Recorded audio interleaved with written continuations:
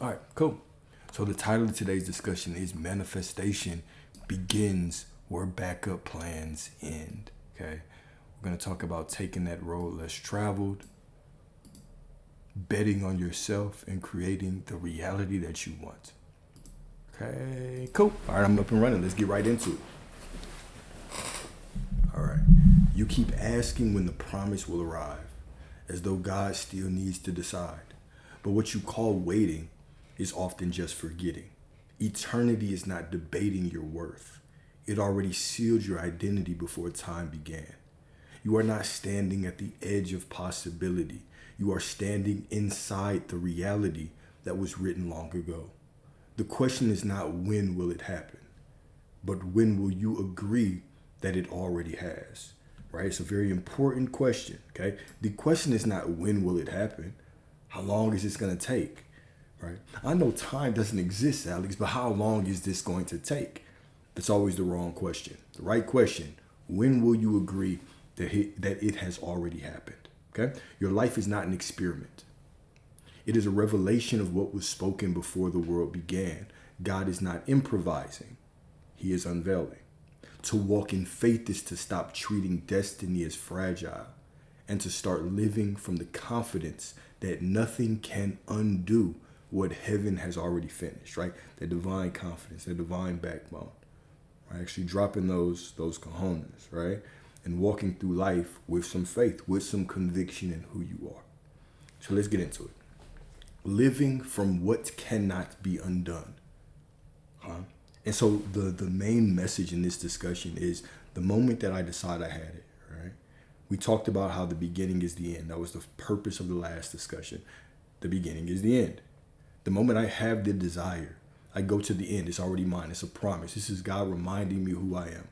This is Source wanting to experience this through me because I'm the identity of Source. Okay? And so now I'm assuming it's mine. Now the middle does not matter. I just walk in that knowing. Now, we're going to talk about the middle.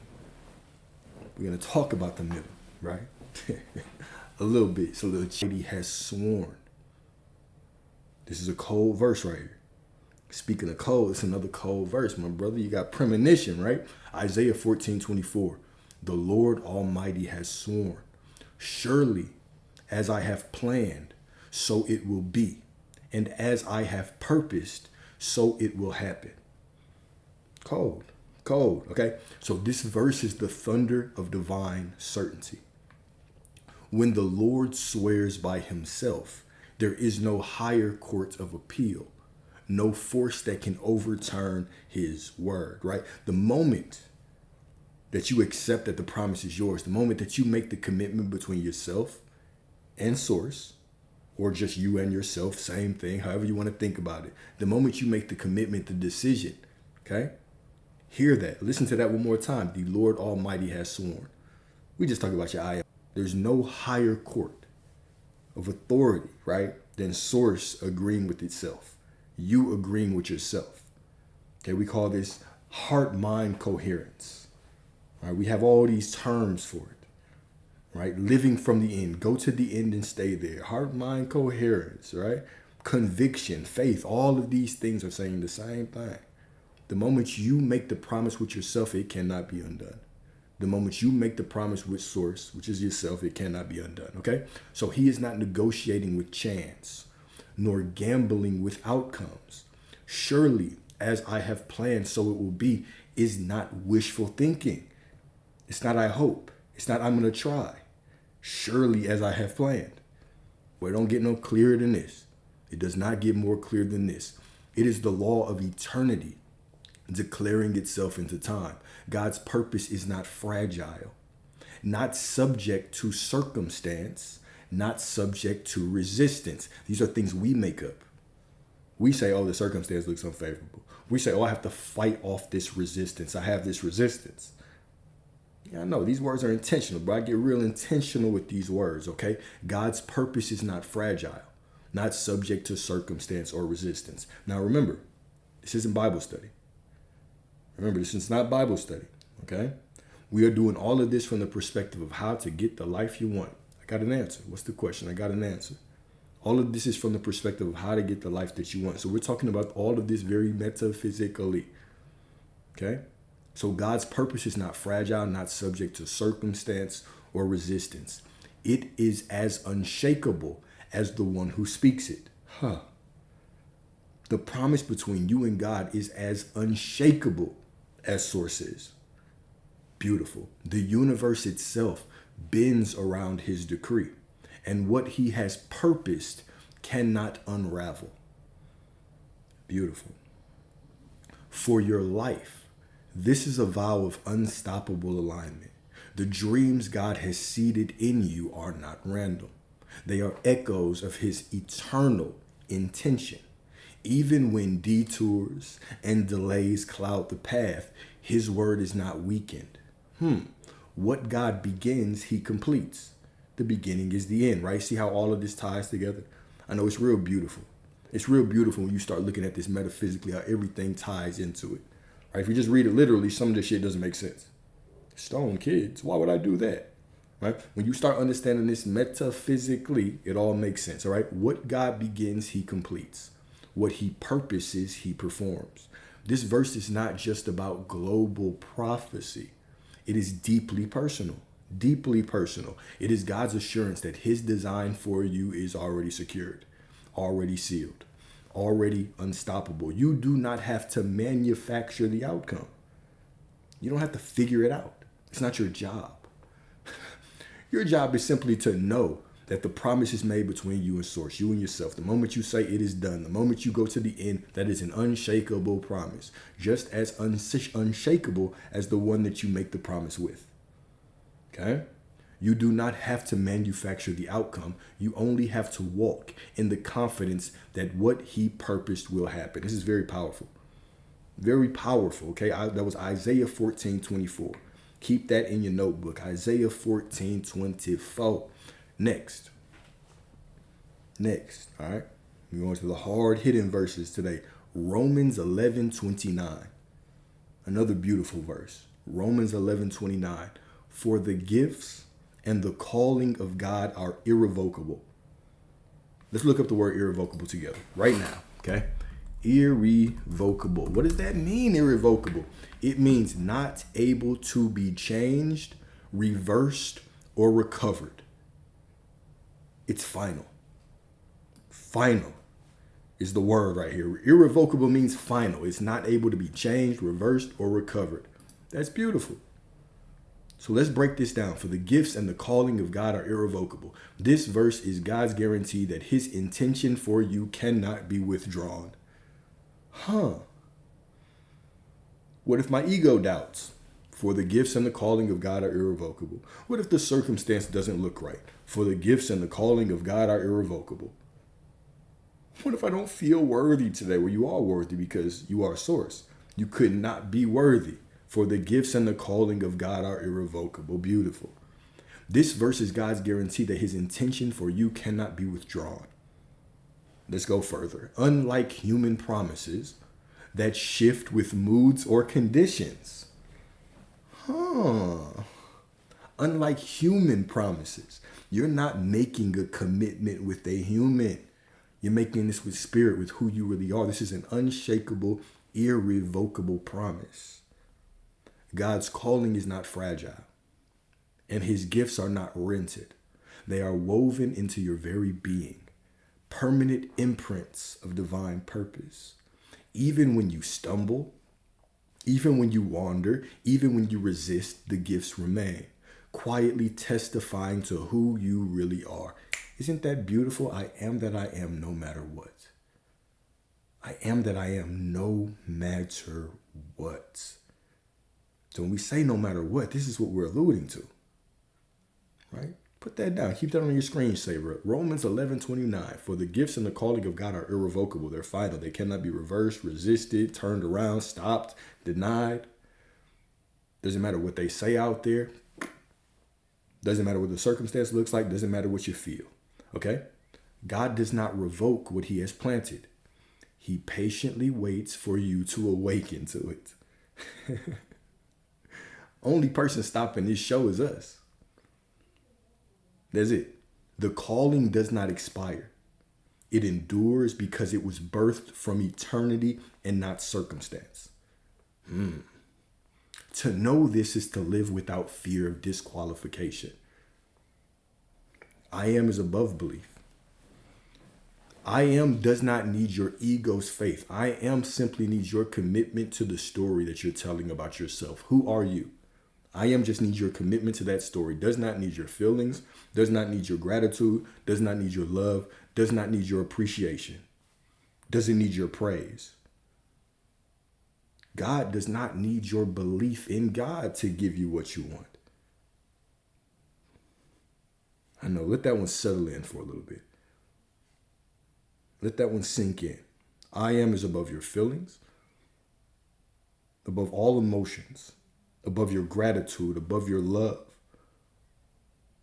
above those worship songs that you jump around and sing in church. I am is above that. All right? I am just is. I am that I am. All I am needs is your commitment to the story, the commitment to who you are. You have to marry the version of you that you want to be, right? Before that SP can marry you, you have to be married to the version of you that the SP wants. You have to commit to that version of you. All right? Cool. So, life may try to convince you that mistakes cancel destiny. But this verse reminds you that destiny is not based on your ego's perfection. It is anchored in God's faithfulness. The gifts are yours because he gave them, not because you earned them. Who is worthy of anything? From a human perspective, who the hell is worthy of anything? But because you are source, you are perfect. Therefore, everything is yours by right of consciousness. Okay? The calling is yours because he spoke it, not because you proved it. To embrace this truth is to stop doubting whether you still have a purpose and start embodying the one that never left. Your role is not to question whether you are still called, whether you are still worthy. These are meaningless hamster wheel questions. Am I doing it right? Am I worthy enough? Am I in alignment? Just a hamster wheel, right? Trying to wrap your logic around this spiritual process. Stop trying to be in alignment and just know that you are source. Therefore, you always are in alignment. Just know yourself as source. That's it. Your role is not to question whether you are still called. It is to rise and walk in what has always been irrevocably yours. These are two powerful verses. Okay? Romans 11:29. For the gifts and the calling of God are irrevocable. Cannot be reversed, cannot be taken away. They are final. Beautiful. And then Isaiah 14:24. The Lord Almighty has sworn, surely as I have planned, so it will be. And as I have purposed, so it will happen. This is the highest commitment between source and source, between you and yourself, between God and God, between I am. Beautiful. Okay? Here we go. Destiny is not fragile. Destiny is not fragile. What God decrees cannot be reversed. Kings may rage. Your parents may rage. Your friends may rage. Circumstances may shake. I might embody this version of me that people treat a certain way, and the circumstances might look shaky for a little bit. But who am I going to be through those circumstances? Do I understand that the promise is already made? It's irrevocable. Irrevocable. However you say that. Irrevocable, irrevocable. Okay? The promise is already made. It is done. It's final. It can't be reversed. Okay? Doubts may whisper. Hear that. Doubts may whisper. Emotions may whisper. But his word stands untouched. Are you putting your faith in I am or your ego? I know I try to come up with all these creative ways to say the same shit. Your feelings don't matter. Your story matters. Who are you committed to being? The person whose story changes just because they feel a certain way? Are you going to keep letting life beat you around? You feel sad, you tell a sad story. Because you don't feel faith, all of a sudden you tell the same story. You've been doing that for 20, 30 years. When are you going to make the choice? When are you going to make the choice that everything's working out for you? When are you going to make the choice? Remember, everything changes when you make the choice. Everything is on the other side of the choice. Well, Alex, why do you have to cuss? Shut up. Make the choice. Make the choice. Make the choice, Kelsey. Kelsey made the choice, got the lion. Got the lion, okay? Look, the promise over your life is not glass. It is not easily shattered. It is stone carved into eternity. You do not walk on thin ice, you walk on the rock. I hope you guys really see when you start implementing these and you tell me things like, I got the lion, or I manifested the flowers. I hope you know that everything is the same as everything. The same way that you can get the lion, the same way that you can get the flowers is the same way that you can get the prosperity in all your life. It's the same way that you can have that person drooling over you. It's all the same. We just put certain things on pedestals. And in our mind, we think, oh, this one has to be more complicated. This has to be out in the future more. We start second guessing, making all these rules. Oh, well, from this situation, you don't understand because the past looked like this. You're right. I don't understand. I don't care about your past. I simply care about who you're being right now.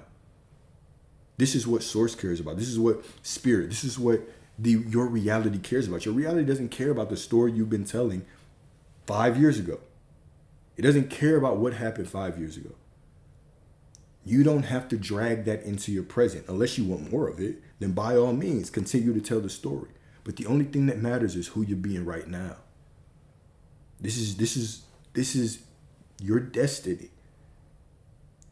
The future that you will experience from this point forward is dependent on the story that you are telling. It's not dependent on your feelings. It's not dependent on the circumstances. It's not dependent on the past. It's dependent on the story that you are telling right now about yourself. Who are you being? Okay? So Matthew 24:35. All these hard-hitting, quotes today, right? A little hard-hitting today, okay? Matthew 24:35. Heaven and earth will pass away. Really hear this metaphysically. Hear this metaphysically. Heaven and earth will pass away, but my words will never pass away. What does heaven and earth represent? Heaven, earth, the external circumstances, your feelings, whatever's going on with you or in the external world, heaven and earth will pass away, but my words will never pass away. Okay, this verse, right? This was Jesus who said it, representing your what? Your I am awareness. Your I am awareness. This is the metaphysical, your I am awareness. Okay, this verse is Jesus, your I am awareness, declaring the eternal weight of the word. Everything visible. Everything visible. I want you to really think about this, right? It's almost as if clues are planted in our reality. Okay? It's almost as if clues are planted in our reality. Okay, everything visible, no matter how solid it seems. Mountains, oceans, skies, even civilizations will eventually fade. All of it. Creation itself is temporary, but the word is not. What he speaks carries a permanence beyond time, a reality stronger than matter. Matter is temporary. The word is eternal. The word is solid. Matter bends to the word, therefore the word must be more solid than matter. The only law is I am. The only reality is I am. It's all awareness. Reality is simply awareness. Let's go back down the rabbit hole. Erase the memory that you have of your parents and who are they to you. You wake up with no memory. They're meaningless. You don't know them from anybody. What makes them special? What makes your love for them so strong or your hatred for them so strong? It's the story that you're telling. What makes that SP so special? Take away your memories about them. They're nobody. You don't know them from a can of paint. They're absolutely nobody until God comes and puts meaning into them, until God breathes meaning into them. How does God breathe meaning into these people? Through you, through your story. Through your story, okay? Creation itself is temporary, but his word is not. The word is not, okay? What he speaks carries a permanence beyond time, a reality stronger than matter. The past, everything is temporary. That's how it's meant to be. To remind us that even what looks unshakable in this world is fragile compared to the endurance of his voice. His voice meaning your voice. You are one and the same. You are God. Your I am awareness. Your knowing of who you are, okay? When everything else dissolves, the word remains as the only true constant. Meaning, when my word is constant, the external situations fade away until the external reality matches my word. Circumstances don't, until you make them mean something. They mean whatever you make them mean. Okay? Situation might not look ideal, but the guy unfolding perfectly. Situation don't have to be ideal. Doesn't have to be perfect, but I am. Trends will fade. Emotions will change. Circumstances will rise and fall, but the word will never collapse. The story that you're telling, I am that I am, will never collapse. To build on it is to build on bedrock. To ignore it is to trust in sand. Ignoring the word, the story that you're telling, is like trusting in sand. Trusting the external circumstances. Trusting your emotions.